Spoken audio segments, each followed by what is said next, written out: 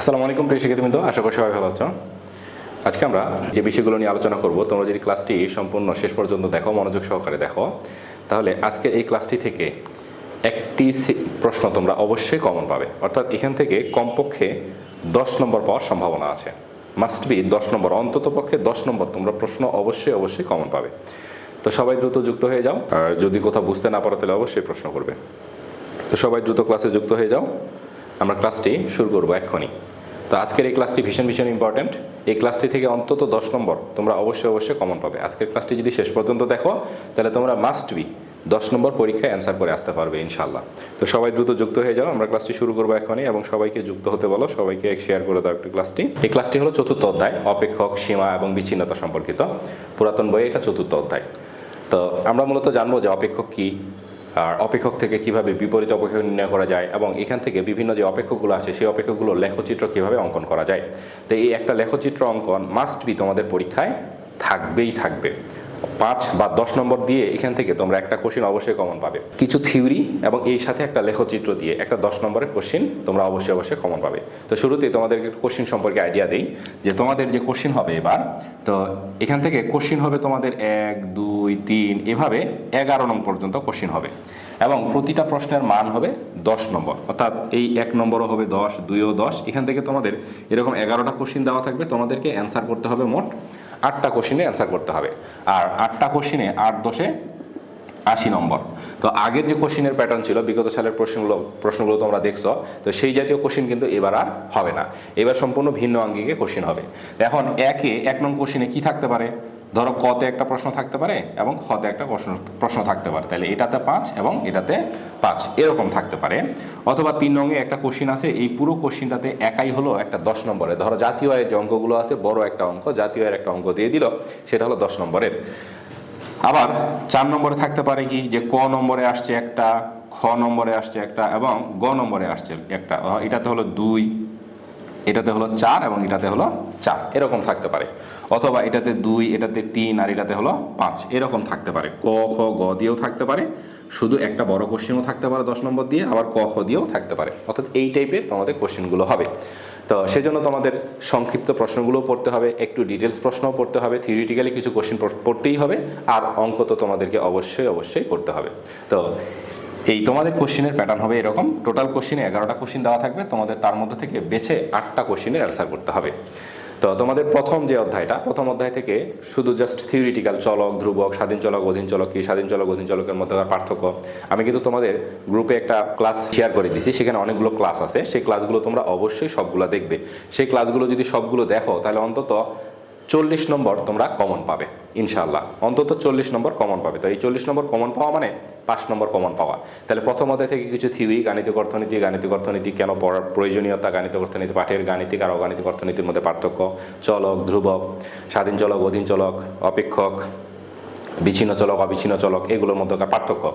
তো এই জাতীয় থিওরিটিক্যালি কোশ্চেন কিছু তোমাদের অবশ্যই থাকবে, যে ক এবং খতে। তো শুধু কতেও থাকতে পারে, খ এবং গ বা খ শুধুমাত্র অঙ্ক দিয়েও থাকতে পারে। তো এই জন্য থিওরিটিক্যালিগুলো অবশ্যই পড়তে হবে, আর সেই সাথে অঙ্ক তো তোমাদেরকে অবশ্যই পড়তেই হবে। সেট অধ্যায় থেকে ডিটেলসলি ক্লাস দেওয়া আছে, তোমরা চাইলে সেখান থেকে আমি আবারও ক্লাস নিতে পারি। তো সেট অধ্যায়ের ক্লাসগুলো তোমরা যদি সম্পূর্ণরূপে করো তাহলে প্রশ্ন কমন পাবা। সেট অধ্যায় থেকে 10 অথবা 15 নম্বর তোমরা কমন পেতে পারো, ন্যূনতম 10 তো অবশ্যই কমন পাবা। তবে সেট অধ্যায় থেকে 20 নম্বরও কমন পাওয়ার সম্ভাবনা থাকে। সেট অধ্যায় থেকে এই প্রমাণ কিছু থাকে, আর কথার একটা অঙ্ক থাকে। তো কথার অঙ্কটা একটা 10 দিয়ে মাস্ট বি থাকবে, আর অন্যান্য প্রমাণগুলো দিয়ে সেট অধ্যায় থেকেও আরও একটা কোশ্চেন হওয়ার সম্ভাবনা বেশি। অর্থাৎ সেট অধ্যায় থেকে তোমাদের 2টা কোশ্চেন হওয়ার সম্ভাবনা আছে। এরপরে হলো জাতীয় আয় থেকে একটা কোশ্চেন হবে, বড় ধরনের একটা কোশ্চেন হবে, যেটাতে 10 on 10 থাকবে। আর বাজার ভারসাম্য হলো সিঙ্গেল বাজার এবং ডাবল বাজার। আর বাজার ভারসাম্যের কিছু অঙ্ক আছে কর এবং ভর্তুকি আরোপের। এই জাতীয় অঙ্কগুলো তোমাদেরকে করতেই হবে। কর আর ভর্তুকি আরোপ জাতীয় অঙ্কগুলো যদি করো তাহলে সেখান থেকে একটা ফুল 10 নম্বর দিয়ে কমন পাবা। আর 2 বাজার মডেল যেগুলো, সেগুলো শুধু ভারসাম্য, দাম, পরিমাণ আর ভর্তুকি দিয়েও অনেক সময় আসে, বা কর দিয়েও অনেক সময় আসে। তাহলে কয়েকটা অঙ্ক তোমাদেরকে কিন্তু করে দেওয়া আছে, সেই ক্লাসগুলো লিঙ্কগুলো তোমাদেরকে দিয়ে দিয়েছি। যদি বুঝতে না পারো তাহলে অবশ্যই প্রশ্ন করবে, সেগুলো পুনরায় আবার বুঝাই দেওয়ার চেষ্টা করব পরবর্তী ক্লাসে। তবে সেই ক্লাসগুলো তোমরা অবশ্যই পড়বা। তাহলে কি বললাম, প্রথম অধ্যায় থেকে শুধু থিওরি আসবে, দ্বিতীয় অধ্যায় সেট থেকে 10 অথবা 20 নম্বরের প্রশ্ন কমন পাবে।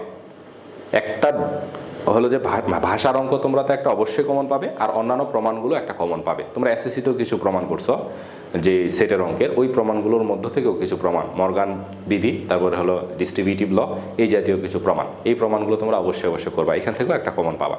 আর ভাষার অঙ্ক একটা, অর্থাৎ কথার অঙ্ক একটা অবশ্যই কমন পাবা। সেই সাথে বাজার ভারসাম্য করবা, এরপরে জাতীয় আয় করবা। বাজার ভারসাম্য থেকে একটা 10 নম্বরে কমন পাবা, জাতীয় আয় থেকেও একটা 10 নম্বরে কমন পাবা। আর আজকে আমরা যে ক্লাসটা করব এখান থেকেও একটা 10 নম্বরের ক্লাস অবশ্যই কমন পাবো। যে আমাদের টপিকস হলো প্রথম অপেক্ষক। তাহলে অপেক্ষক কি, এটা 1 নম্বরের জন্য আসতে পারে। তাহলে অপেক্ষক কি? তো অপেক্ষক জানতে হলে আমাদেরকে চলক জানতে হয়। তো চলক কি? যার মান পরিবর্তনশীল। তো আমরা জানি চলক দুই ধরনের, একটাকে বলি আমরা স্বাধীন চলক, আর একটাকে বলি অধীন চলক। তো এক্সকে সাধারণত স্বাধীন চলক মনে করি, আর ওয়াইকে অধীন চলক মনে করি। যেমন স্বাধীন চলক হলো দাম, দামকে আমরা পি মনে করি, আর চাহিদা হলো অধীন চলক। তাহলে দামের সাথে চাহিদার একটা সম্পর্ক আছে, দাম যদি বাড়ে তাহলে চাহিদা কমে, দাম যদি কমে তাহলে চাহিদা বাড়ে। তাহলে দামের সাথে চাহিদার যে সম্পর্কটা, সেটাকে আমরা কিভাবে লিখি, যে কিউডি সমান ফাংশন অফ পি। তাহলে ঠিক তেমনি এক্স একটা স্বাধীন চলক, ওয়াই হলো একটা অধীন চলক, এখানে পি হলো স্বাধীন আর কিউডি হলো অধীন। তাহলে স্বাধীন চলক এবং অধীন চলকের মধ্যকার যে সম্পর্ক, তাকেই বলা হয় এক কথায় অপেক্ষক। তাহলে অপেক্ষকের সংজ্ঞা আমরা কি লিখব, যে স্বাধীন চলক এবং অধীন চলকের মধ্যকার সম্পর্ক।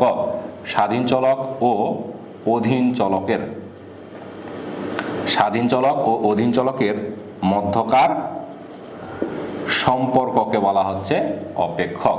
সম্পর্ককে বলে অপেক্ষক। এক কথায় অ্যান্সার, খুব সহজ, এক কথায় অ্যান্সার হলো স্বাধীন চলক এবং অধীন চলকের মধ্যকার যে সম্পর্ক, তাকে বলা হচ্ছে অপেক্ষক। এখন এটা গেল অপেক্ষক। তাহলে অপেক্ষককে আমরা কিভাবে লিখতে পারি, যে Y equal to function of X, একটা উদাহরণ দিলাম যদি 2 নম্বরের জন্য আসে, অথবা Y equal to X square plus 2x plus 10, এটাও একটা অপেক্ষক। অথবা তোমরা যদি চাহিদা অপেক্ষক লিখতে চাও, তাহলে কিউডি সমান ফাংশন অফ পি, এটাও হলো অপেক্ষক। তাহলে স্বাধীন চলক এবং অধীন চলকের মধ্যকার সম্পর্ককেই বলা হচ্ছে এক কথায় অপেক্ষক। এখন দেখো সম্পর্ক কি জিনিস। তো এই সম্পর্ক আর অপেক্ষক সেম জাতীয়, কিন্তু সম্পর্কের মধ্যে একটা পার্থক্য আছে, যে স্বাধীন চলকের একটা মান, স্বাধীন চলকের একটা মান যদি হয়, তাহলে অধীন চলকের একটি মান পাওয়া যায় নরমালি অপেক্ষকে। যেমন আমরা যদি চাহিদা অপেক্ষক ধরে নিই, একটু বোঝার বিষয়, যে 10 - 2p, পি এর মান যদি 1 ধরি, তাহলে আমরা কত পাবো, 10 - 2 × 1, তার মানে পাবো 8। তাহলে এই যে স্বাধীন চলক পি এর মান যখন 1 ধরলাম, অধীন চলক কিউ এর মান কত পাইলাম, 8 পাইলাম। তাহলে স্বাধীন চলকের একটা মানের জন্য অধীন চলকের একটা মানই পাইলাম। তাহলে এই সম্পর্কটাকে বলা হচ্ছে তখন অপেক্ষক। কিন্তু যদি এরকম হয় যে স্বাধীন চলকের একটি মানের জন্য অধীন চলকের একটি অথবা দুইটি অথবা দুইয়ের অধিক 3টি মান পাওয়া যেতে পারে, এইরকম যে সম্পর্কগুলো আছে বা ফাংশনগুলো আছে, সেইগুলোকে বলা হচ্ছে সম্পর্ক। তাহলে আমরা কি লিখব, যে স্বাধীন চলকের একটি মানের বিপরীতে যদি অধীন চলকের একাধিক মান পাওয়া যায়, অথবা স্বাধীন চলকের একাধিক মানের বিপরীতে যদি অধীন চলকের একটি মান পাওয়া যায়, তাহলে সেটাকেই বলা হচ্ছে সম্পর্ক। সেই ফাংশনটাকে বলা হচ্ছে সম্পর্ক, বা আমরা এটাকে আরেকটা নাম দিতে পারি অন্বয়, ইংরেজিতে বলা হয় এটাকে রিলেশন। তো আমি থিওরিটিক্যালি সবগুলো লিখে দেব না, তোমরা শুনে কিছু নোট করে নেবে অবশ্যই। তাহলে সম্পর্ক কি, যে স্বাধীন চলকের একটি মানের জন্য অধীন চলকের যদি একাধিক মান পাওয়া যায়, অথবা স্বাধীন চলকের একাধিক মানের জন্য অধীন চলকের যদি একটি নির্দিষ্ট মান পাওয়া যায়, তাহলে সেই ফাংশনটাকে বলা হচ্ছে সম্পর্ক। ইংরেজির এটার নাম হলো রিলেশন, বাংলায় এটার আরেকটা নাম আছে, সেটা হলো অন্বয়। তো যদি কখনো আসে যে অন্বয় কি, তখনও আমরা একই রকম বলবো, যে স্বাধীন চলকের একটি মানের বিপরীতে যদি অধীন চলকের একাধিক মান পাওয়া যায়, অথবা স্বাধীন চলকের একাধিক মানের বিপরীতে যদি অধীন চলকের একটি মান পাওয়া যায়। অর্থাৎ স্বাধীন চলকের একটি হলে অধীন চলকের একাধিক মান হবে, আবার স্বাধীন চলকের একাধিক মান হলে অধীন চলকের একটি মান হবে। তাহলে সেই সম্পর্কটাকে বলা হচ্ছে, বা সেই ফাংশনটাকে বলা হচ্ছে সম্পর্ক বা অন্বয়, ইংরেজিতে হলো রিলেশন। তাহলে তোমরা এই দুটো জিনিস বুঝতে পারছো কিনা? তো যদি পরীক্ষায় আসে, তাহলে এরকমও আসতে পারে যে অপেক্ষক এবং সম্পর্ক এর মধ্যে পার্থক্য লিখো। তাহলে অপেক্ষক এবং সম্পর্ক এর মধ্যে পার্থক্য কি হবে? তো সম্পর্কের একটা উদাহরণ আর একটু বোঝাই দেই, যে ধরো y² = x, বা y = √x। তাহলে দেখো এক্স এর মান যদি 4 হয় তাহলে 4 এর যদি রুট করি আমরা +2 পাই, 4 এর যদি রুট করি তাহলে আমরা -2 পাই, তার মানে +-2 পাই। তাহলে এক্স এর একটা মাত্র মান ধরলাম 4, কিন্তু ওয়াই এর মান পাচ্ছি আমরা একবার +2 একটা -2। তাহলে এইটাকে তখন আমরা বলবো রিলেশন বা অন্বয়, অথবা এটাকে বলবো আমরা সম্পর্ক। তাহলে স্বাধীন চলকের একটি মান আর অধীন চলকের যদি একাধিক মান পাওয়া যায় তাহলে সেইটাকে বলবো আমরা সম্পর্ক। তাহলে অপেক্ষক এবং সম্পর্কের মধ্যে পার্থক্য কি? তাহলে যে কোনো জিনিসের মধ্যে পার্থক্য লিখলে তালিকা আকারে লিখবো এবং সংজ্ঞাটা অবশ্যই পার্থক্য আকারে দিয়ে দিব। তো আমরা জানি যে কোনো জিনিসের পার্থক্য লিখলে অবশ্যই সংজ্ঞা দুইটা আগে লিখবো। তারপরে আমরা ফাংশন হিসেবে একটা ফাংশন দিয়ে দিব যে y = ফাংশন অফ এক্স, হ্যাঁ, অথবা তোমরা যদি চাহিদা অপেক্ষক লিখো 10 - 2p। আর যদি এটা গেল অপেক্ষক, আর সম্পর্ক হলে তাহলে কি লিখতে পারবা যে y = √x, এটা হলো সম্পর্ক। তাহলে এখানে কি যে অপেক্ষকের ক্ষেত্রে স্বাধীন চলকের একটি মানের বিপরীতে অধীন চলকের একটি মানই পাওয়া যায়। আর সম্পর্কে কি যে স্বাধীন চলকের একটি মানের বিপরীতে অধীন চলকের একাধিক মানও পাওয়া যায়। আর এখানে আবার কি অপেক্ষকে যে স্বাধীন চলকের একটি মান অধীন চলকেরও একটি নির্দিষ্ট মান, এখানে কি হয় যে স্বাধীন চলকের একাধিক মান হতে পারে, অধীন চলকের একটি মান পাওয়া যেতে পারে। তাহলে এইগুলোই হলো পার্থক্য। তাহলে যদি 2 বা 3 নম্বরের জন্য থাকে তাহলে অন্তত 3টা পার্থক্য তোমরা অবশ্যই লিখবে। তো আমাদের যদি পার্থক্যগুলো আসে তাহলে 2 বা 3 নম্বরের চেয়ে বেশি পার্থক্য কিন্তু আসবে না, সর্বোচ্চ 2 বা 3 নম্বরের পার্থক্যগুলাই আমাদের আসবে। তো এই হলো সম্পর্ক এবং অপেক্ষকের মধ্যকার পার্থক্য। তাহলে এইবার আমরা দেখি কি যে স্থির অপেক্ষক। তো স্থির অপেক্ষক কি? তো যদি অপেক্ষকটা এরকম হয় যে তার মান হলো স্থির, যদি এরকম হয় যে y = 10 অথবা x = 10, অর্থাৎ যার মানের কোনো পরিবর্তন হয় না, তাকে বলা হচ্ছে স্থির অপেক্ষক। তাহলে স্থির অপেক্ষককে সাধারণত লেখা হয় যে y = a। অধীন চলকের একটা নির্দিষ্ট মান শুধু থাকবে যা স্বাধীন চলকের উপরে নির্ভর করবে না, এটাকে বলা হচ্ছে স্থির অপেক্ষক, y = a। এরপরে আসি দ্বিঘাত অপেক্ষক। তাহলে দ্বিঘাত অপেক্ষক কি? যদি স্বাধীন চলকের সর্বোচ্চ ঘাত 2 বা স্বাধীন চলকের সর্বোচ্চ মাত্রা 2 হয় তাহলে এই ধরনের অপেক্ষকগুলোকে বলা হচ্ছে দ্বিঘাত অপেক্ষক। সেটা কি?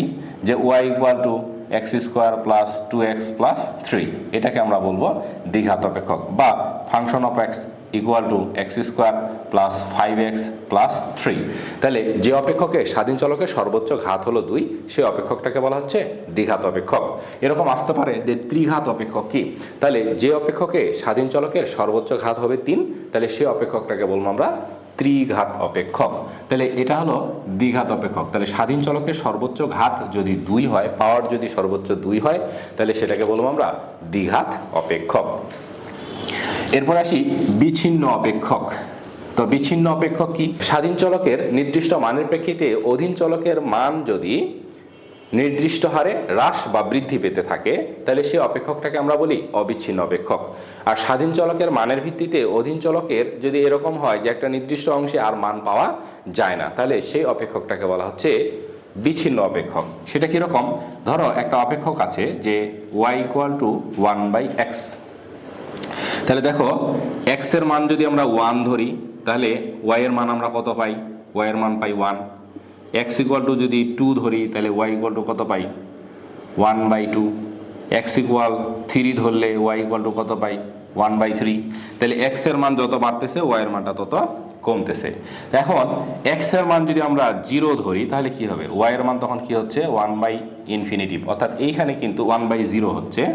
এই যে 1/0 এটাকে কিন্তু প্রকাশ করা যায় না, এটাকে বলা হয় ইনফিনিটি।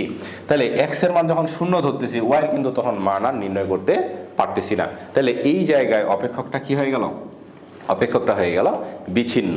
তাহলে স্বাধীন চলকের মানের প্রেক্ষিতে যখন অধীন চলকের মান আমরা কন্টিনিউয়াসলি নির্ণয় করতে পারি তখন সেই ফাংশনটাকে বলা হচ্ছে অবিচ্ছিন্ন ফাংশন। আর যদি আমরা কোনো নির্দিষ্ট মানের জন্য অধীন চলকের মান নির্ণয় করতে না পারি, অনির্ণয় থেকে যায়, তাহলে সেই অপেক্ষকটাকে বলা হচ্ছে বিচ্ছিন্ন অপেক্ষক। তাহলে স্বাধীন চলকের নির্দিষ্ট মানের প্রেক্ষিতে অধীন চলকের মান যদি আমরা নির্দিষ্ট হারে পেতে থাকি, নির্ণয় করা যায়, তাহলে সেই অপেক্ষকটাকে বলা হচ্ছে অবিচ্ছিন্ন অপেক্ষক। আর যদি এরকম হয় যে স্বাধীন চলকের মানের প্রেক্ষিতে অধীন চলকের মান একটা নির্দিষ্ট সীমা পর্যন্ত নির্ণয় করতে পারি, এরপরে আর নির্ণয় করা যায় না, তাহলে সেই অপেক্ষকটাকে বলা হচ্ছে বিচ্ছিন্ন অপেক্ষক। তার মানে স্বাধীন চলকের মানের প্রেক্ষিতে অধীন চলকের মান যদি আমরা ধারাবাহিকভাবে নির্ণয় করতে পারি তাহলে সেই ফাংশনটা হলো অবিচ্ছিন্ন ফাংশন, আর যদি আমরা নির্ণয় করতে না পারি তাহলে সেই ফাংশনটাকে বলা হচ্ছে বিচ্ছিন্ন ফাংশন। বইয়ে এগুলো দেওয়া আছে, জাস্ট আমি একটু বোঝাই দিলাম। তো এরকম যদি হয় যে y = x², তাহলে x এর মান যদি 1 বসাই তাহলে x এর মান যদি 1 বসাই তাহলে এটা 1 এর স্কোয়ার মানে কি 1 হবে।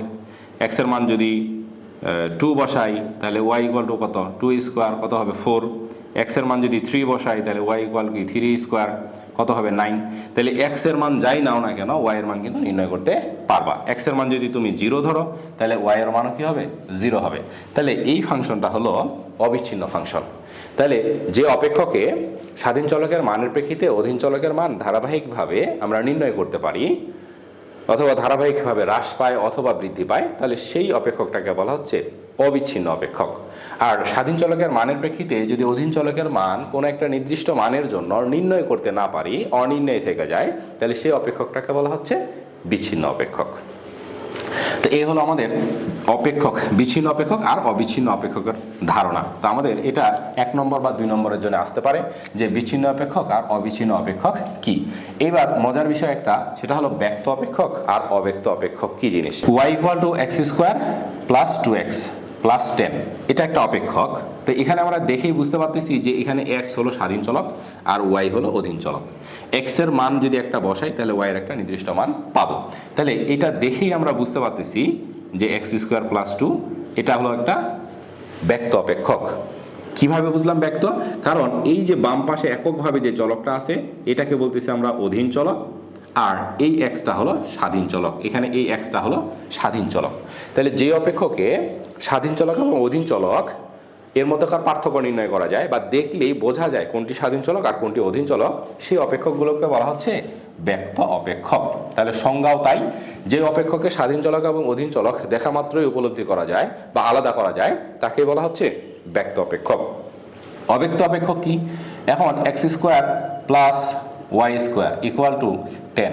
এখানে কোনটা স্বাধীন চলক আর কোনটা অধীন চলক এটা কিন্তু আমরা এখানে নির্ণয় করতে পারি না। আমরা এখানে চাইলে y কে অধীন চলক বানাইতে পারি, y² = 10 - x², তাহলে y = হবে √10 - x², অথবা x কেও আমরা অধীন চলক বানাইতে পারি, তখন হবে 10 - y²।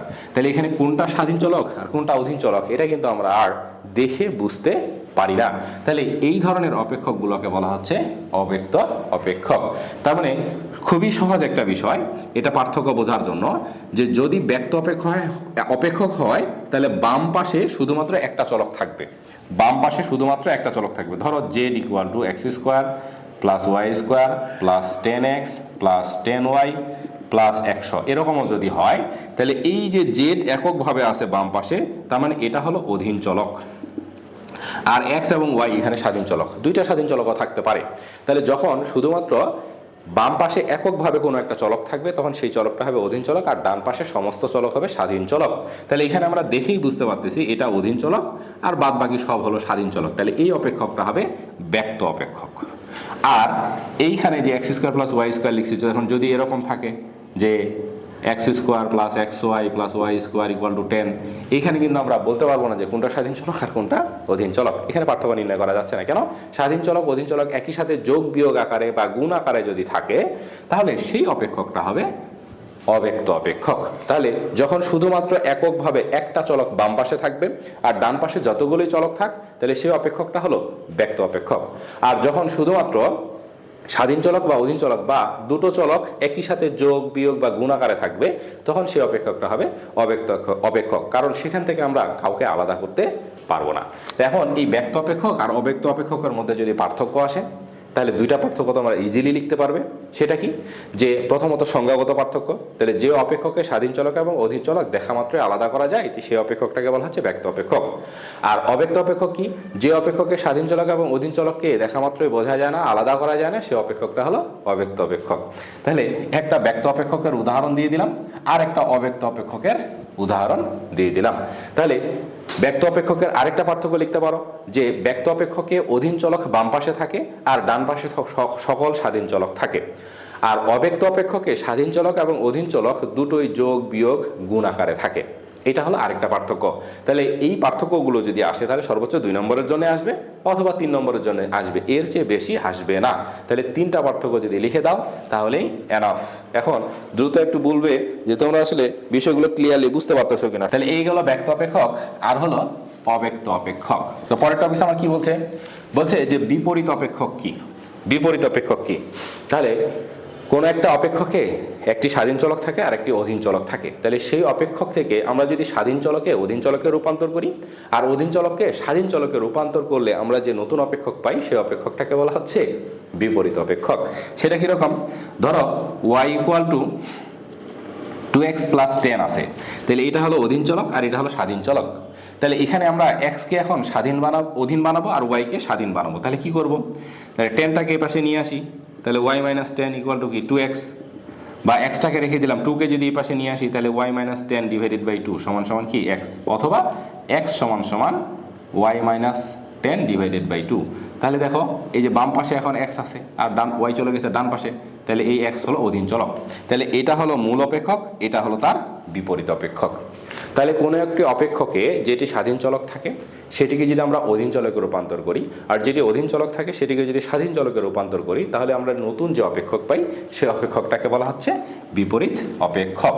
y = x - 5, এটা আমরা দেখতে পাচ্ছি এখানে সরাসরি সহজ একটা ফাংশন ধরলাম যে এটা হলো অধীন চলক আর x হলো স্বাধীন চলক।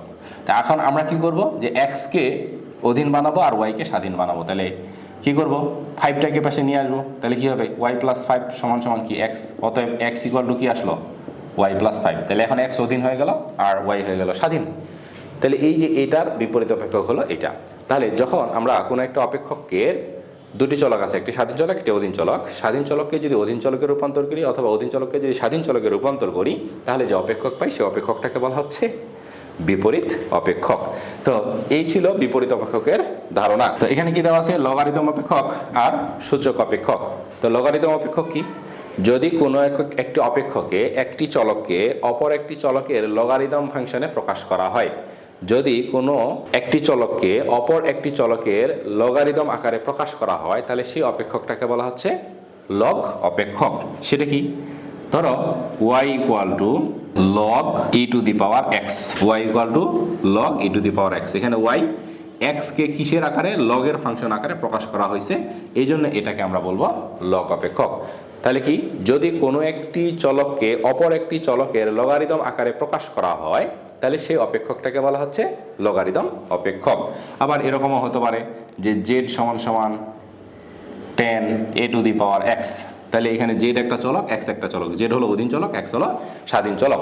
তাহলে x চলকটাকে z এর লগারিদম আকারে প্রকাশ করা হচ্ছে, তাহলে এই ধরনের অপেক্ষকগুলোকে বলবো আমরা লগারিদম অপেক্ষক। তাহলে কি, যদি কোনো একটি চলককে অপর একটি চলকের লগারিদম আকারে প্রকাশ করা হয় তাহলে সেই ফাংশনটাকে বা সেই অপেক্ষকটাকে বলবো আমরা লগারিদম অপেক্ষক। এরপরে আছে সূচক অপেক্ষক।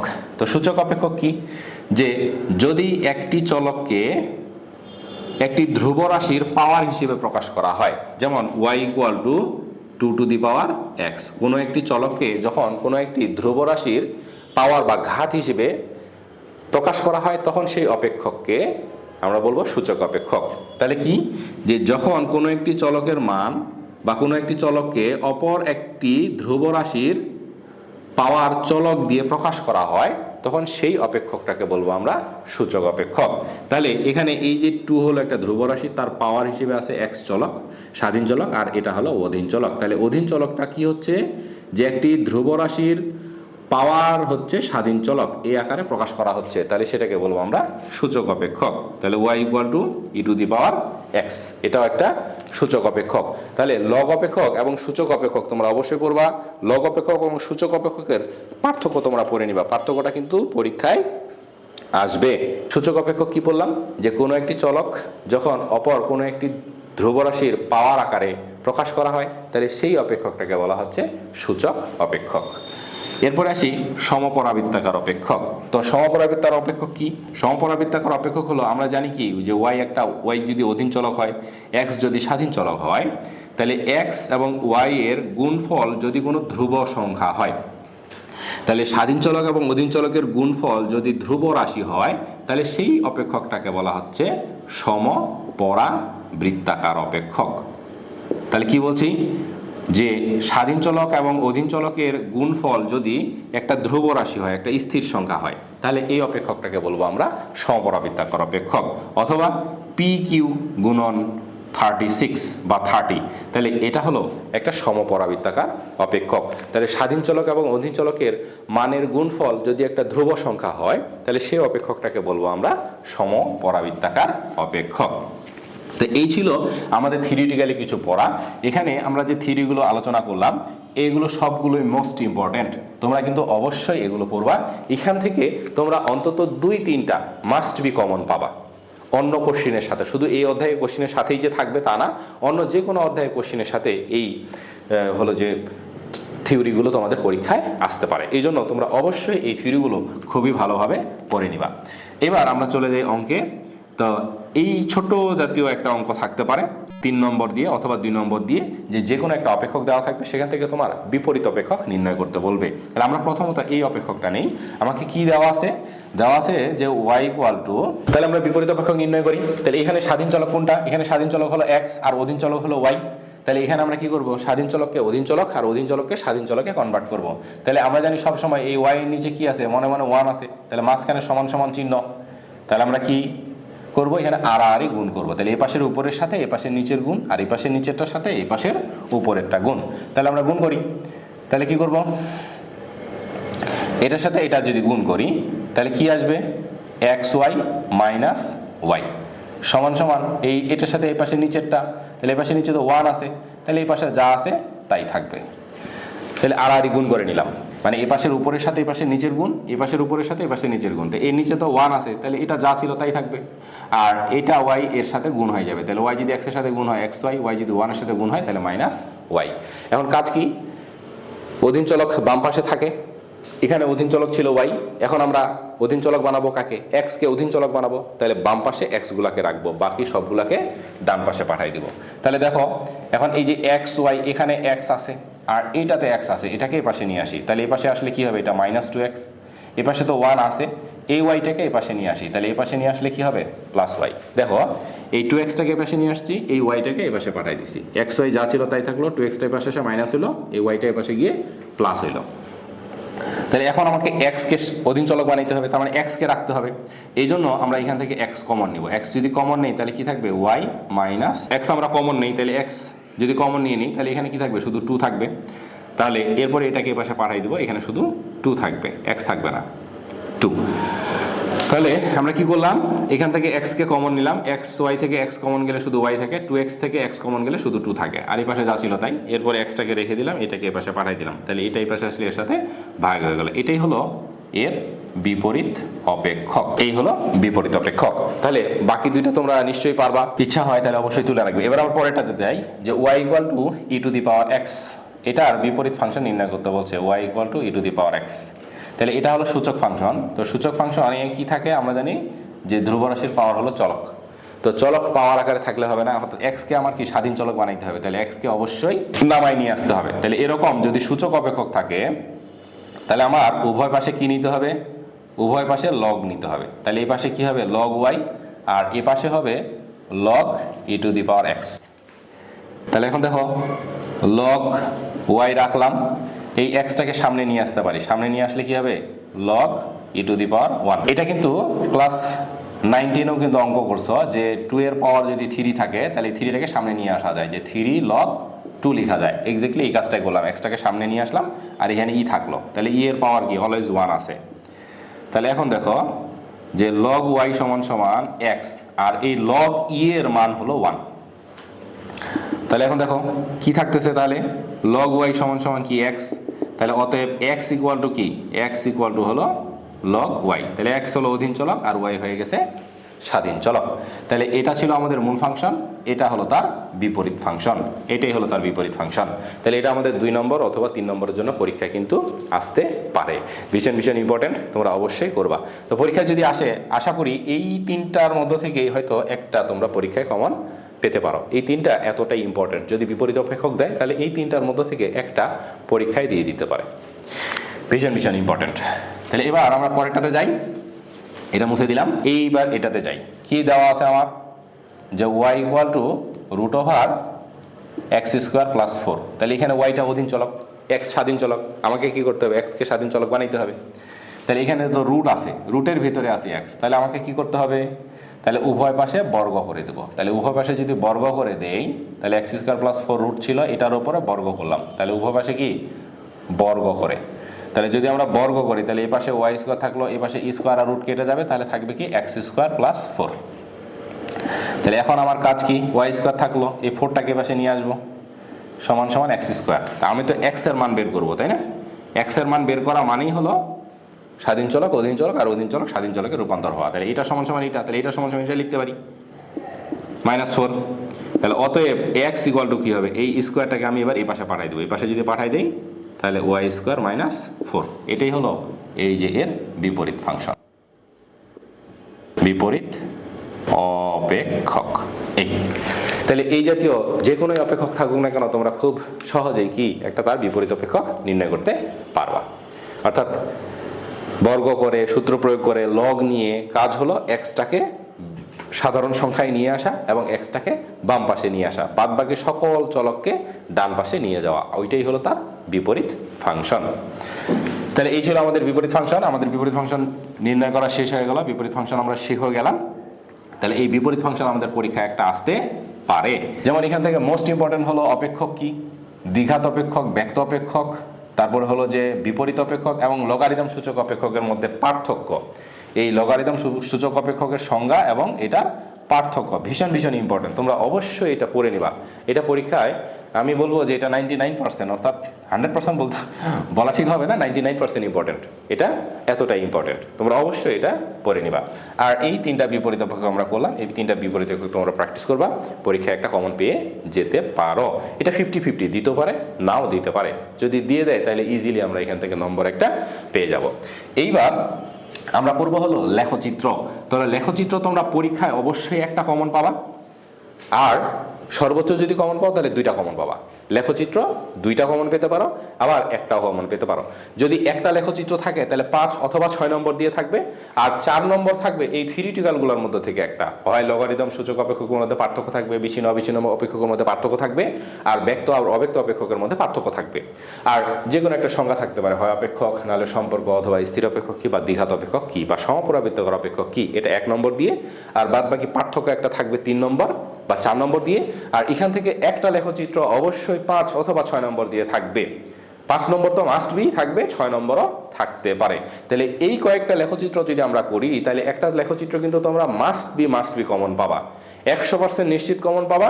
এখানে যা লিখে দিছি এই কয়েকটা অপেক্ষকও যদি প্র্যাকটিস করো তাহলে একটা হুবহু কমন পেতে পারো, অর্থাৎ যা সংখ্যা আছে তাই দিয়েই কমন পাইতে পারো।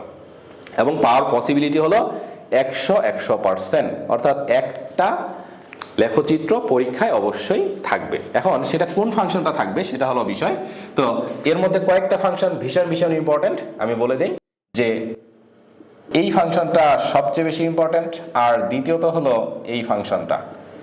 এই দুটোর মধ্যে থেকে একটা আসার পসিবিলিটি 100%, এই দুটোর মধ্যে থেকে একটা আসার পসিবিলিটি 100%। আর এই দুটোর মধ্যে থেকে যদি একটা না আসে তাহলে বাদ বাকিগুলা থেকে অবশ্যই আসবে। তবে আবারও বলছি, এই দুইটা এতটাই ইম্পর্টেন্ট যে তোমাদেরকে অবশ্যই পড়ে যাইতে হবে, এই দুইটা থেকে একটা তোমরা কমন পেয়ে যেতে পারো এবং হুবহু কমন পেয়ে যেতে পারো। তাহলে এই জন্য আমরা অবশ্যই এই দুইটা প্র্যাকটিস করব। তবে লেখচিত্র আঁকার আগে আমরা ধারাবাহিকভাবে প্র্যাকটিস করে যাই, অর্থাৎ সিম্পল ফাংশনগুলো দিয়েও লেখচিত্র আসতে পারে। তাহলে আমরা প্রথমটা যদি নেই, যে ওয়াই ইকুয়াল টু কি আছে, 3 - 2x এর লেখচিত্র আঁকতে বলছে। তাহলে আমরা যদি এটা নিয়ে শুরু করি তাহলে আমাদের লেখচিত্র সম্পর্কে আইডিয়াটাও হবে এবং আমাদের আঁকাটাও সহজ হয়ে যাবে, শেখাও হয়ে যাবে। তাহলে এখানে y equal to 3 - 2x, y হলো অধীন চলক, x হলো স্বাধীন চলক। তাহলে x এর কিছু মানের জন্য আমার y এর বেশ কিছু মান নির্ণয় করতে হবে, আর সেই মানগুলো দিয়ে লেখচিত্র আঁকতে হবে। তবে কমপক্ষে 3টা মান ছাড়া কোনো লেখচিত্র হবে না, 2টা মান দিয়ে কখনোই কোনো লেখচিত্র হবে না, ন্যূনতম 3টা মান ধরে লেখচিত্র আঁকতে হবে। তাহলে আমরা ধরে নেই x ইকুয়াল 0 হলে, x ইকুয়াল 0 হলে তাহলে y ইকুয়াল টু কত হবে, 3 - 2 × 0, তাহলে কত হচ্ছে 3 - 0 = 3। এবার x ইকুয়াল যদি 1 হয়, আমরা ইচ্ছা মতো ধরে নিচ্ছি, এগুলো ধরার কোনো ভিত্তি নাই, তবে এমনভাবে ধরার চেষ্টা করব যেন মাইনাস মান না আসে। এখন যদি চলে আসে তাহলে তার করার কিছু নাই, মাইনাস না আসলেই ভালো। তাহলে x ইকুয়াল 1 হলে y ইকুয়াল টু কত হবে? 3 মাইনাস 2 ইন্টু 1। তাহলে 3 মাইনাস 2 সমান সমান 1। তাহলে পেয়ে গেলাম। এবার x এর মান কত বসাবো? তাহলে 2 বসাবো। তাহলে x এর মান যদি 2 হয় তাহলে y ইকুয়াল কত হবে? 3 মাইনাস 2 ইন্টু 2, তাহলে 3 মাইনাস 4 সমান সমান মাইনাস 1। তাহলে এই যে x এর মানের প্রেক্ষিতে আমরা y এর কিছু মান পেয়ে গেলাম। সেই মানগুলো একটু সুন্দর করে তালিকা আকারে লিখব। এখানে x, এখানে হলো y। x এর মান কত ধরছি? 0, তখন y এর মান পাইছি কত? 3। x এর মান কত ধরছি? 1, তখন পাইছি কত? x এর মান যখন 1 তখন y এর মান 1, x এর মান যখন 2 তখন y এর মান হলো -1। এইগুলো দিয়ে আমরা এখন লেখচিত্র আঁকবো। তাহলে এই যে লেখচিত্র আঁকার জন্য আমরা এই ফরম্যাটে লেখচিত্র নিব। এটাকে বলা হচ্ছে মূলবিন্দু। তাহলে এই দিকে x এর মান হলো 1 2 3 4, এটি হলো প্লাস x, আর এই দিকে বসায় যেটা সেটা হলো মাইনাস x। এই দিকে বসাইতে হয় মাইনাস x এর মান। এইখানে উপরের দিকে y এর মানগুলো পজিটিভ হয়, আর নিচের দিকে আমরা y এর মানগুলো যদি বসাই তাহলে নিচের দিকে y এর মানগুলো আমরা নেগেটিভ বসাই। তাহলে x এর মানের জন্য y এর মানগুলো কি কি পাইছি? 1 পাইছি, 3 পাইছি। তাহলে আমরা এইভাবে নেই 1 2 এবং 3, আর নিচের দিকে মাইনাসের দিকে কত পাইছি? এই যে -1 পাইছি। তো এটা করার জন্য তোমরা অবশ্যই কি করবে? গ্রাফ ব্যবহার করবে। এখন বলো, আমরা যে সংখ্যামানগুলো ধরছি গ্রাফে যে সংখ্যামানগুলো স্থাপন করলাম, তোমরা কি বুঝতে পারছো কিনা একটু দ্রুত জানাবে। এটা হলো 0, এটাকে মূলবিন্দু বলি। এই দিকে x এর মানগুলো আমরা পজিটিভ মানগুলো বসাবো, আর এখান থেকে এই দিকে x এর মান নেগেটিভ যদি থাকে সেগুলো বসাবো, আর এখান থেকে উপরের দিকে y এর পজিটিভ মানগুলো বসাবো, আর এখান থেকে নিচের দিকে y এর নেগেটিভ মানগুলো বসাবো। তাহলে y এর নেগেটিভ মান কত? -1, এই জন্য এখানে ধরছি -1। আর y এর সর্বোচ্চ পজিটিভ মানগুলো কত? 3। তাহলে এই যে 1 2 3 ধারাবাহিকভাবে ধরলাম, এই মানগুলো বসাইলাম। তাহলে দেখো এখন আমরা বসাই x এর মান 0 কোথায়? এখানে। x এর মান যখন 0 তখন y এর মান কত? 3। তাহলে x এর মান 0 এখানে, y এর মান কত? 3। y এর মান 3 এই যে এইদিকে +3 এইখানে। তাহলে এটা একটা পয়েন্ট হইল। এরপরে x এর মান যখন 1 তখন y এর মান কত? y এর মান 1। তাহলে x এর মান 1 এখানে, y এর মান 1। তাহলে এই যে x এর মান 1 এখান থেকে এদিক দিলাম, y এর মান 1 এখানে, এখান থেকে এদিকে দিলাম। তাহলে এই যে একটা পয়েন্ট পেয়ে গেলাম। এরপরে দেখো x এর মান যখন 2, এই যে x এর মান 2 এখানে, তখন y এর মান কত? y এর মান -1। তাহলে 2 যখন, তখন কি মানটা কত? মাইনাস, তার মানে নিচের দিকে, তার মানে এইদিকে এদিকে, আর -1 এখানে, এখান থেকে এদিকে। এই যে আরেকটা পয়েন্ট পেলাম। তাহলে এটার নাম দিলাম b, এটা নাম দিলাম c। তাহলে এই যে আমরা বিন্দুগুলো যদি যোগ করে দেই তাহলে এটাই হলো 3 - 2x ফাংশনের লেখচিত্র। তো এটা আমরা অবশ্যই কিসে করব? অবশ্যই গ্রাফে করব। এবার আমরা দ্বিতীয়টা নেই। কি দেওয়া আছে? যে y ইকুয়াল -3 প্লাস 2p। এটার কিভাবে আঁকবো? y equal to -3 plus 2p, বা এটাকে p না লিখে আমরা x ও লিখতে পারি। p না লিখে এটাকে আমরা কি লিখতে পারি? x লিখতে পারি। x আর y লিখি, p এর সাথে y কেমন দেখায়, x y লিখলাম। তাহলে x ইকুয়াল কত? যদি আমরা 0 ধরি, x ইকুয়াল 0 হলে তাহলে y ইকুয়াল কত হবে? -3 প্লাস 2 ইন্টু 0। তাহলে কত হবে? -3। 2 আর 0 গুণ করলে 0, তাহলে এটা হলো -3। তাহলে x ইকুয়াল যদি 1 হয় তাহলে y এর মান কত আসে? y এর মান আসে 3 -3 প্লাস 2 ইন্টু 1। তাহলে -3 প্লাস 2 সমান সমান -1। এবার x এর মান যদি 2 হয় তাহলে y এর মান কি আসে?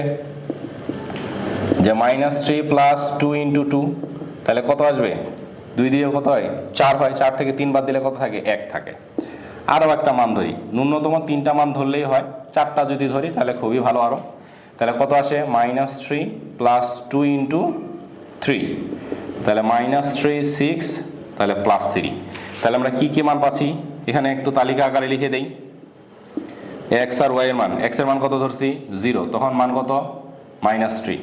x এর মান যখন 1 তখন -1, যখন 2 তখন +1, যখন 3 তখন +3। এখন এই মানগুলো নিয়ে আমরা এখানে লেখচিত্র আঁকবো। তাহলে এটা হলো মূলবিন্দু। তাহলে এইদিকে x এর মান 1 2 এবং 3, এইদিকে x এর মান -1। তো x এর মান তো আমরা -1 ধরি নাই। আচ্ছা, এখন y এর মান বসাই। y এর মান +3 থেকে -3 পর্যন্ত। তাহলে এইদিকে +3, তাহলে এই যে 1 2 আর 3, আর নিচের দিকে কি? -1 -2 আর -3 ধরে নিলাম। তাহলে আঁকি x এর মান 0, y এর মান কত -3। তাহলে x এর মান 0, y এর তখন মান হলো -3, x এর কোনো মান নাই, y এর মান কিন্তু -3, y এর মান -3 হলো এখানে। তাহলে এটা একটা বিন্দু, এটা প্রথম বিন্দু।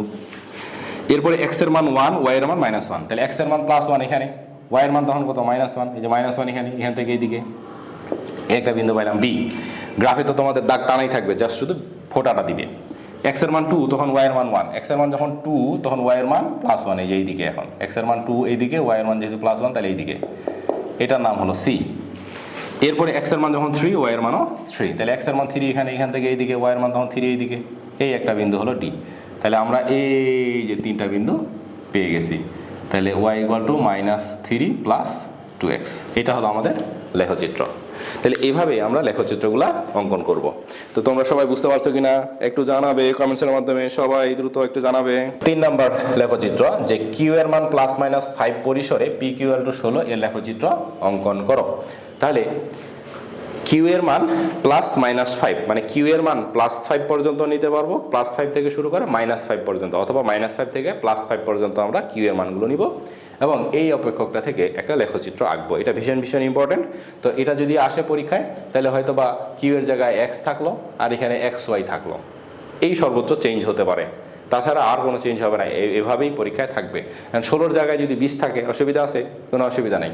তার মানে এই জাতীয় একটা লেখচিত্র তোমরা অবশ্যই অবশ্যই কমন পাবা। তাহলে আমাদের পরের লেখচিত্র কি, যে পি কিউ ইকুয়াল কত দেওয়া আছে, পি কিউ ইকুয়াল দেওয়া আছে 16, এবং আর কি দেওয়া আছে, যে কিউ এর মানগুলো তুমি নিতে পারবা +-5 পর্যন্ত, কিউ এর মানগুলো নিবা +-5 পর্যন্ত। তাহলে আমরা এটা যেহেতু দেওয়া আছে কি, যে পি কিউ = 16, তাহলে অতএব পি সমান কি হবে, 16 / কিউ। কিউ এর যেহেতু মানগুলো দিছে, এই জন্য আমাদেরকে কি করতে হবে, এই পিটাকে রেখে কিউটাকে এই 16-র সাথে ভাগ করে দিতে হবে। তাহলে অতএব কিউ = -5 হলে, কিউ = -5 হলে পি কত হবে, 16 / -5 সমান কত হবে, -3.2।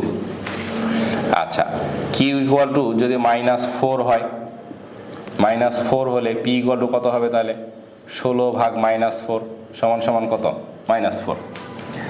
আচ্ছা, কিউ = 3 না নিয়ে আমরা 2 নিব, 3 দিলে দশমিক সংখ্যা আসবে, এই জন্য 2 নিব। কিউ = -2 হলে পি সমান কত হবে, 16 ভাগ -2 সমান -8। আবার কিউ = -1 হলে পি কত হবে, 16 / -1 সমান -16। তাহলে এইখানে আমরা একটা ছক করি, কি পাবো, এখানে কিউ এর মান, এখানে পি এর মান। কিউ এর মান কত ধরছিলাম, -5, তখন কত পাইছি, -3.2। এরপরে ধরছি -4, তখন পাইছি কত, এটাও -4। তারপরে ধরছি -2, -8, তারপরে -1, এটা হলো -16, এটা একটা।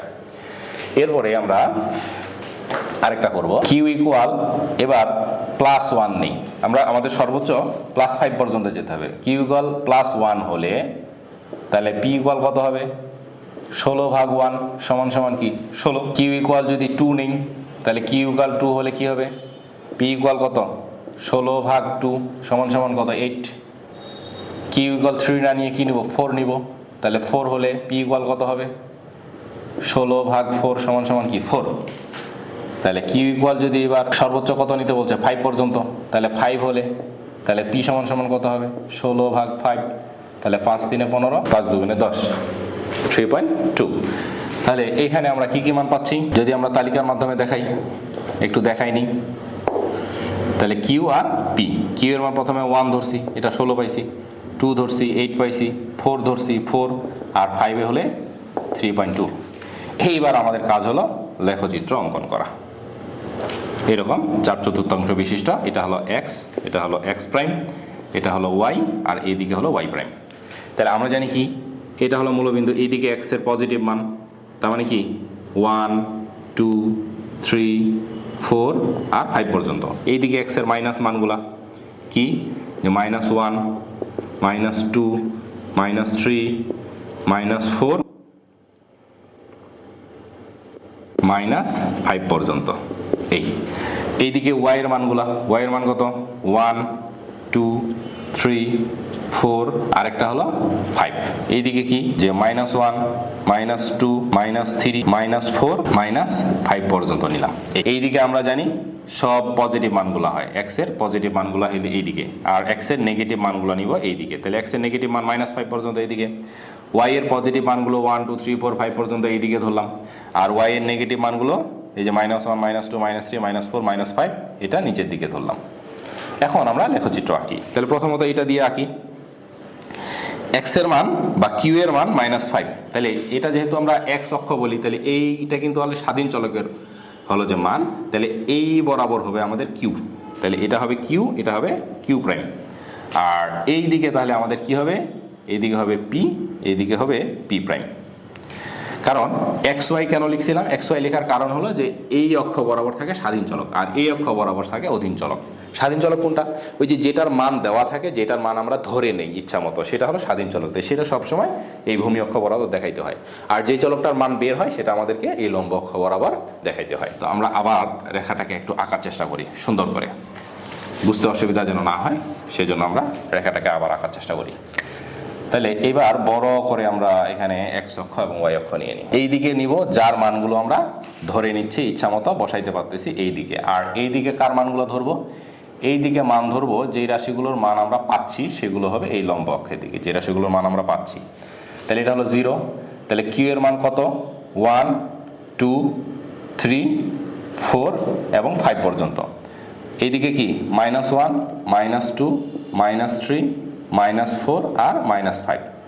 এইদিকে 2 4 6 8 10 12 14 এবং 16 ধরি। তাহলে এইদিকে কি -2 -4 -6 -8 -10 -12 -14 -16। তাহলে দেখো কিউ এর যখন মান যখন -5, তখন আমরা পি এর মান পাইছি 3 পয়েন্ট সামথিং। তাহলে এটা হলো 4, মাঝখানে হবে 3 থেকে একটু উপরের দিকে।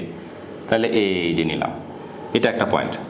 যখন 4 কিউ এর মান, তখন পি এর মানও কিন্তু 4। তোমরা একটু তাকায় দেখো তালিকার দিকে যে কিউ এর মানও হলো -4, এটাও মাইনাস ওইটাও মাইনাস। যখন 2 তখন কত -8, তাহলে এই যে -8 এখানে, তাহলে এই আরেকটা বিন্দু।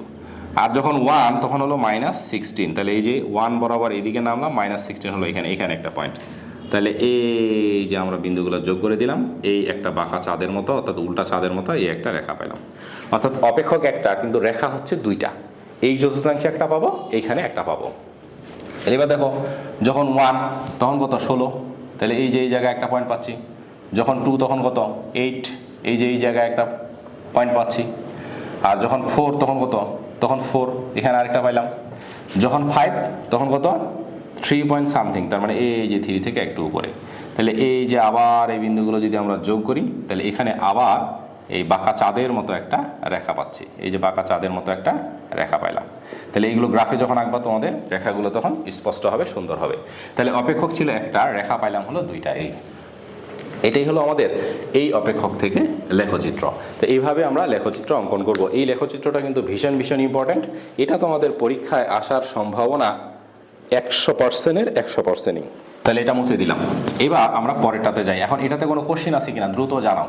এবার আমাদের যে লেখচিত্র সেটা হলো এটা, যে 0 p 4 পরিসরে PQ = 16 হলে এর লেখচিত্র অঙ্কন কর। তার মানে আমাদের কি দেওয়া আছে, যে PQ = 16, আর আমাদের বলে দেওয়া আছে পি এর মানটা হবে 0-র চেয়ে বড় আর 4-এর চেয়ে ছোট। 0-র চেয়ে বড়, 4-এর চেয়ে ছোট। পি এর মানটা হলো 0-র চেয়ে বড়, 4-এর চেয়ে ছোট। তাহলে এটা কখনো এখানে এরকম সমান চিহ্ন থাকতে পারে, তখন 0ও ধরতে পারবা, 4ও ধরতে পারবা। যদি সমান চিহ্ন না থাকে তাহলে 0-র চেয়ে অবশ্যই বড় ধরতে হবে এবং 4-এর চেয়ে ছোট ধরতে হবে। তাহলে আমাদের অপেক্ষক কি দেওয়া আছে, PQ = 16। তাহলে যেহেতু পি এর মানের লিমিটেশন দেওয়া আছে, তাহলে আমাকে কি করতে হবে, Q = 16/P করতে হবে। এটা হলো আমাদের সমীকরণ। এখান থেকে আমরা এখন মানগুলো বের করব। তাহলে পি এর মান কি ধরছে, 0-র চেয়ে বড়। তাহলে P = কত, অবশ্যই 1। তাহলে P = 1 হলে 0-র চেয়ে বড়, তাহলে Q = কত হবে, 16/1 সমান কত, 16। এবার ধরি P = কত, 2 হলে, তাহলে Q তখন কত হবে, 16/2 সমান সমান কত 8। এবার দেখো পি ইকুয়াল 3 যদি নেই, 16কে 3 দিয়ে ভাগ করা কিন্তু দশমিক সংখ্যায় আসে। এখন 3 ছাড়া আমি কিন্তু 4 নিতাম, কিন্তু এখানে লিমিটেশন দেওয়া আছে যে 4 ধরা যাবে না। তাহলে এটা মনে রাখতে হবে, আমাদের যে লিমিটেশন দেওয়া আছে সেই লিমিটেশনের মধ্যকার মানগুলোই ধরতে হবে। বলছে 0-র চেয়ে বড়, 4-এর চেয়ে ছোট। তাহলে 0-র চেয়ে বড় কত 1, আর 4-এর চেয়ে ছোট কত, তাহলে 3। তাহলে এই যে 1 থেকে 3 পর্যন্তই আমরা ধরতে পারবো, এর চেয়ে আর কোনো অন্য মান ধরতে পারবো না। তাহলে যদি এখানে এরকম চিহ্ন থাকতো তাহলে 4 ধরতে পারতাম, তখন আমরা 4 ধরতে পারতাম। এটার মানে হচ্ছে যে 4-এর সমান অথবা তার চেয়ে ছোট ধরতে পারো। তাহলে আমাদের কিন্তু এটা দেওয়া নাই, তাহলে 4কে আমরা আর ধরতে পারবো না, পি আমাদেরকে 3 ধরেই করতে হবে। তাহলে পি ইকুয়াল 3 হলে কত, কি ইকুয়াল টু 16/3। তাহলে কত হবে, 3×5 = 15, 1 3 3 3 এরকম চলতে থাকবে, এটা আর কখনো শেষ হবে না। তাহলে আমরা এটাকে এখন মানগুলো এভাবে একটা তালিকায় দেখাই, পি আর কিউ। পি এর মান যখন 1 তখন কত 16, যখন 2 তখন কত 8, যখন 3 তখন কত 5.333। এইবার আমরা লেখচিত্র আঁকবো। তাহলে এইটার লেখচিত্র কিন্তু এক গ্রাফে, অর্থাৎ 1/4 হবে, পজিটিভ নেগেটিভ কোনো মান নাই। তাহলে এখানে বসাই দিলাম।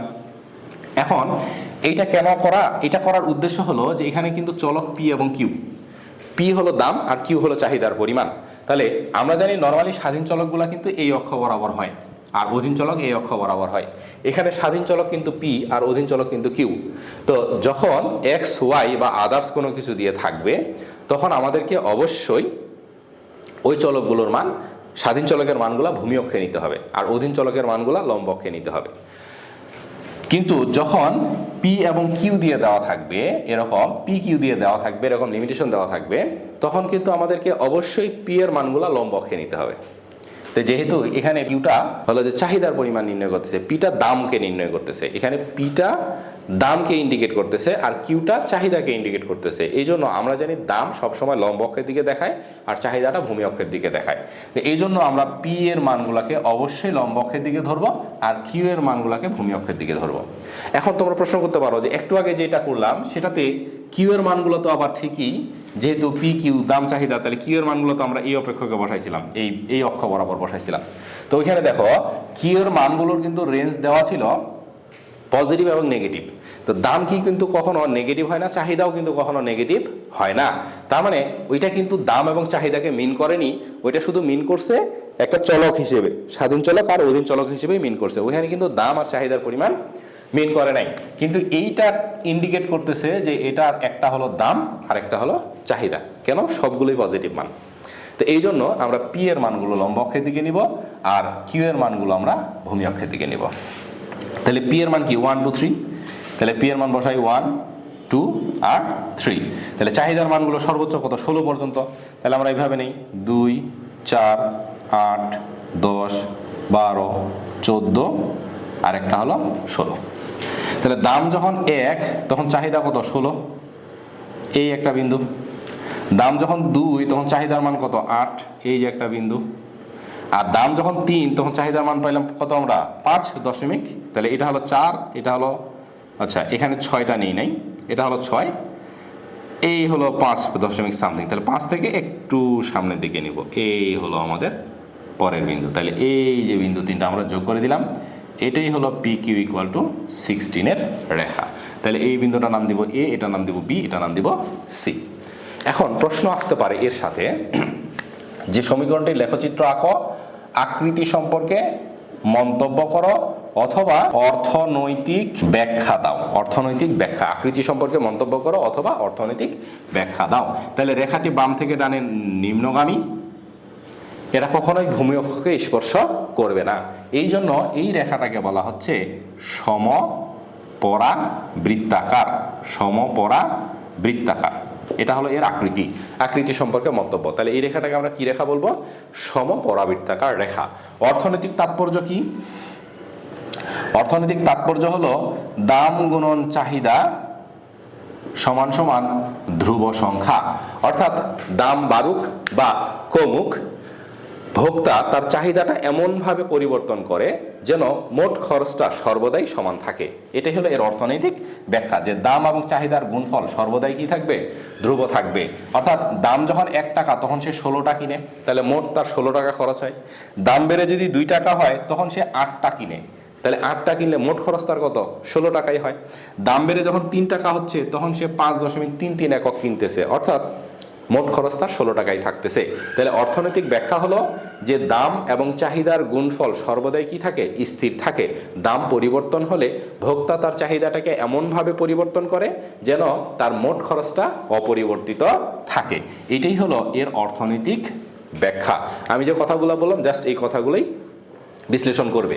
লেখচিত্র আঁকবে, আঁকার পরে আকৃতি সম্পর্কে মন্তব্য কি, যে রেখাটা বাম থেকে ডানে নিম্নগামী, কিন্তু কখনোই ভূমি অক্ষকে এবং লম্ব অক্ষকে বা অক্ষদ্বয়কে স্পর্শ করে না। অর্থাৎ এই জন্য এই রেখাটাকে বলা হচ্ছে সমপরাবৃত্তাকার রেখা।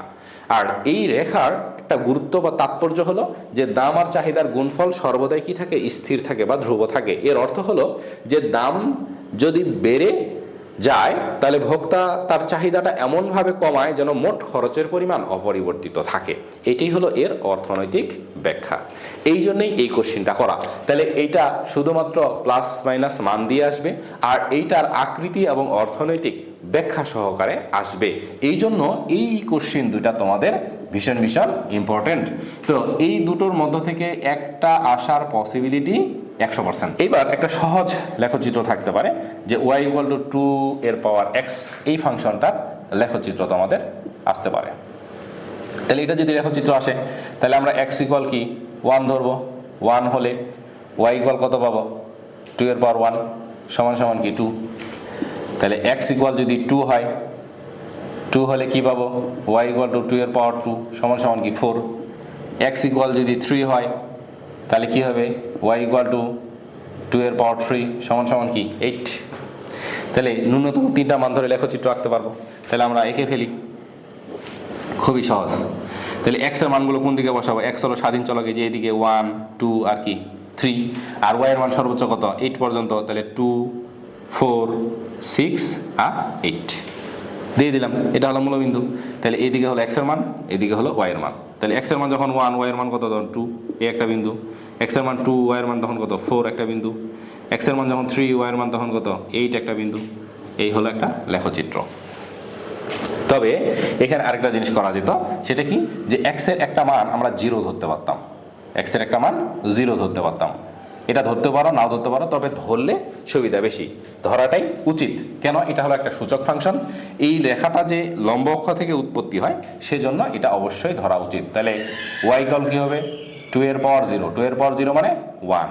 তাহলে x এর মান যদি 0 হয় তাহলে y এর মান তখন 1 হয়, অর্থাৎ রেখাটা এই জায়গায় এসে মিলবে।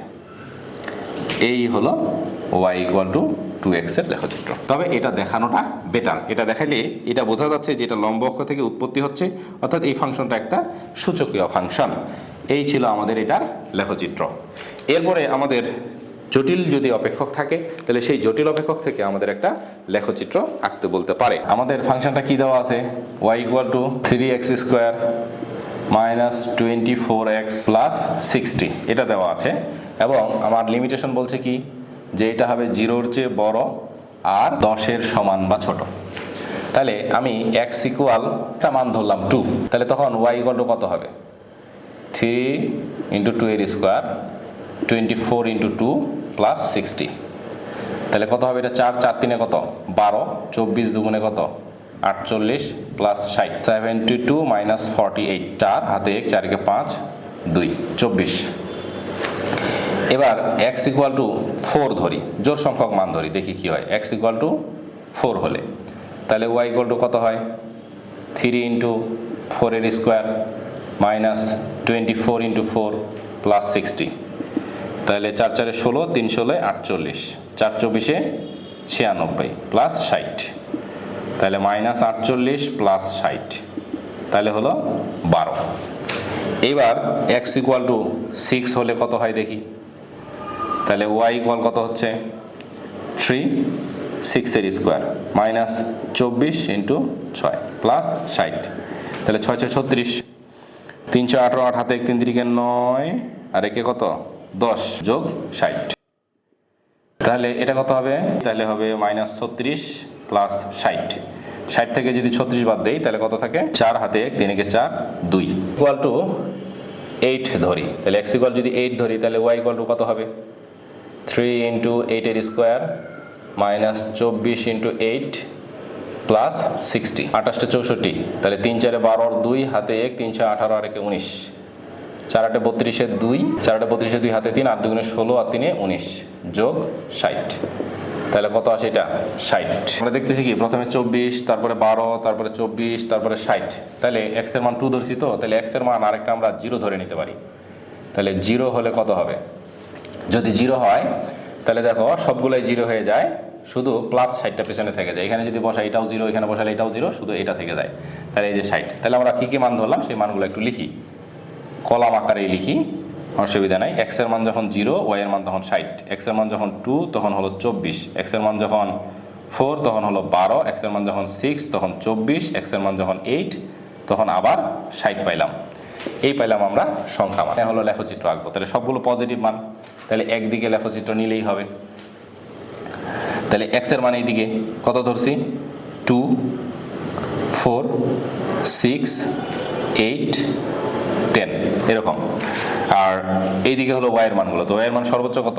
60। তাহলে এভাবে নেই 12 24 48 আর হলো 60। শূন্য তখন কত? 60। যখন 2 তখন কত পাইছি? 24। যখন 4 ধরছি তখন কত পাইছি? 12। আর যখন হলো 6 ধরলাম তখন আবার কত পাইলাম? 24। এখানে একটা, তাহলে প্রথমত এইটা একটা, তারপর এটা একটা, তারপর এটা একটা, তারপর একটা। আবার যখন 8 ধরলাম তখন আবার 60 পাইলাম, 8 ধরার পরে আবার 60 পেলাম। তাহলে এইখান থেকে নামলো, এখান থেকে আবার উঠলো। এই হলো আমাদের লেখচিত্র, ইউ আকৃতির একটা লেখচিত্র আমরা পেয়ে গেছি। এইদিকে আমরা y এর মানগুলো বসাইছি 12 24 48 এবং 60। y এর সর্বোচ্চ মান কত? 60। আর এইদিকে x এর মানগুলো 2 4 6 8। তাহলে যখন 0, x এর মান যখন 0 তখন y এর মান কত? 60। তাহলে x এর মান 0, y এর মান 60, এটা একটা বিন্দু। x এর মান যখন 2 তখন y এর মান 24, যখন 2 তখন হলো 24, এর একটা বিন্দু। x এর মান যখন 4 তখন কত? 12, এটা 4 আর এটা 12, এটা একটা পাইলাম। যখন 6 তখন 24, এই যে 6 যখন তখন এটা 24, এটা আরেকটা পাইলাম। যখন 8 তখন কত আসলো? 60, যখন 8 তখন আসলো আবার 60। তাহলে এটা পাইলাম, এটা পাইলাম, এটা পাইলাম, এটা এবং এটা, এই ধারাবাহিকভাবে যোগ করে দিলাম। তাহলে এটার নাম ছিল a, এটা b, এটা c আর এটা হলো d। এই হলো আমাদের লেখচিত্র। তো তোমরা এই লেখচিত্র অবশ্যই গ্রাফে আঁকবে। এখান থেকে বিগত সালে যে লেখচিত্র প্রশ্নগুলো আসছে, বিগত সালের প্রশ্নগুলোতে সেই অপেক্ষকগুলো নিয়ে বাসায় প্র্যাকটিস করতে পারো, তাহলে একটা হুবহু কমন পাবা। তাহলে বিগত 24 সাল 23 সাল 22 সাল হলো যে 21 সাল 20 সাল, এই সালগুলোতে যদি 4-5টা সাল ফলো করো, সেখানে যে লেখচিত্রগুলো আসছে, যে অপেক্ষকগুলো আসছে, সেই অপেক্ষকগুলো খাতায় তুলবা, তুলে সেই অপেক্ষকগুলো থেকে লেখচিত্র অঙ্কন করার চেষ্টা করবা। প্র্যাকটিসটা ওই বোর্ডের কোশ্চেনগুলো থেকে করবা। যদি করো তাহলে যে কোনো একটা সংখ্যাসহ হুবহু কমন পাবা। তবে প্র্যাকটিস করার বা সংখ্যাসহ হুবহু কমন পেলে পরীক্ষায় এটা নিশ্চিত সর্বোচ্চ নম্বর পাওয়া যায় এবং ভালো নম্বর পাওয়া যায়, অর্থাৎ সেখানে নম্বর আর কাটার কোনো সম্ভাবনাই থাকে না এবং তুমিও নিশ্চিত থাকো যে এটা হয়ে গেছে। আর যদি প্র্যাকটিস না করো তাহলে একটা কনফিউশন থাকে যে আসলে হইলো কি হইলো না, এটা তো আমি কখনো করি নাই, আসলে ঠিক আছে নাকি ঠিক নেই, একটা কনফিউশন মনের মধ্যে থেকে যায়। তো যদি তুমি প্র্যাকটিস করে দাও তাহলে তোমার সেই কনফিউশনটা আর থাকে না, তুমি ইজিলি সেই প্রশ্নের নম্বরটা ফুল অন ফুল পেয়ে যাও। শুধুমাত্র প্রশ্ন আসবে বা যেই প্রশ্নগুলো করলে পরীক্ষায় কমন পাবো সেই অঙ্কগুলোই আমরা করব। আবারও বলছি যে ক্লাসটা ভীষণ ইম্পর্টেন্ট এখনকার ক্লাসগুলো, তার কারণ হলো যেই প্রশ্নগুলো আমাদের পরীক্ষায় আসতে পারে সেই জাতীয় কোশ্চেনগুলোই শুধুমাত্র আমরা প্র্যাকটিস করব। এই জন্য রেগুলার ক্লাসে যুক্ত থাকবে। আজকে তাহলে শেষ করি এখানেই। সবাই ভালো থাকবে, সুস্থ থাকবে, আল্লাহ হাফেজ।